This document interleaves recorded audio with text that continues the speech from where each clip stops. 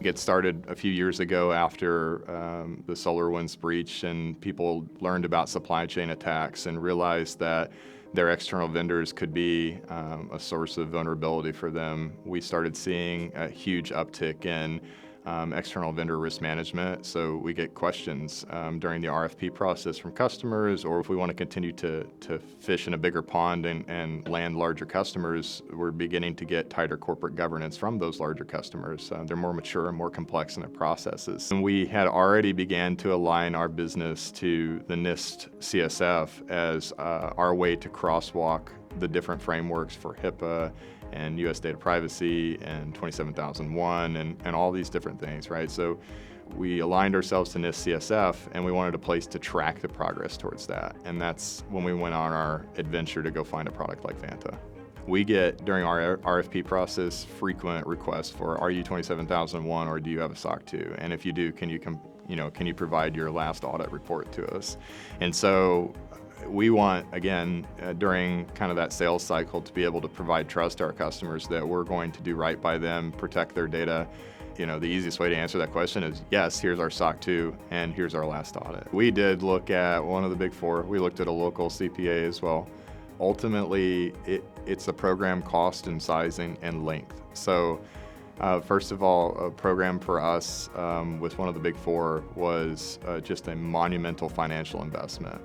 6 digits and a year or two's time of just consulting. I will be very honest with you, when we were going through the sales cycle with Vanta, we were a little skeptical of the timeline, and when you pair that with the affordability of the platform, we were kind of looking at it going, are we buying into something that might be a little too good to be true? The team we worked with gave us access to Vanta for a period of time. We were able to get in, play around with it, and see that it really did what it said it does.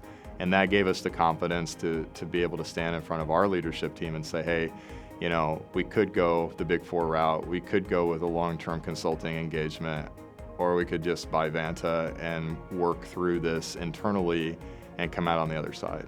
Really, just the selection criteria between the two platforms came down to ease of use, the way that it plugged into the environment, the way that it was presented to our users, because we have non-technical users. So the interface has to be intuitive and has to be easy for folks in HR or accounting or in leadership to be able to log in and take care of their tasks and feel comfortable and knowledgeable about what they're doing. The decision to move forward with Trust Center came a lot with the questionnaire automation. So we're getting a ton of security and compliance questionnaires as we go through our RFP process with new customers, and we're also seeing our existing customers beginning to implement vendor management practices within their organization. The Trust Center allows us to give our customers and our prospective clients a self-service option for getting that information. So when someone asks,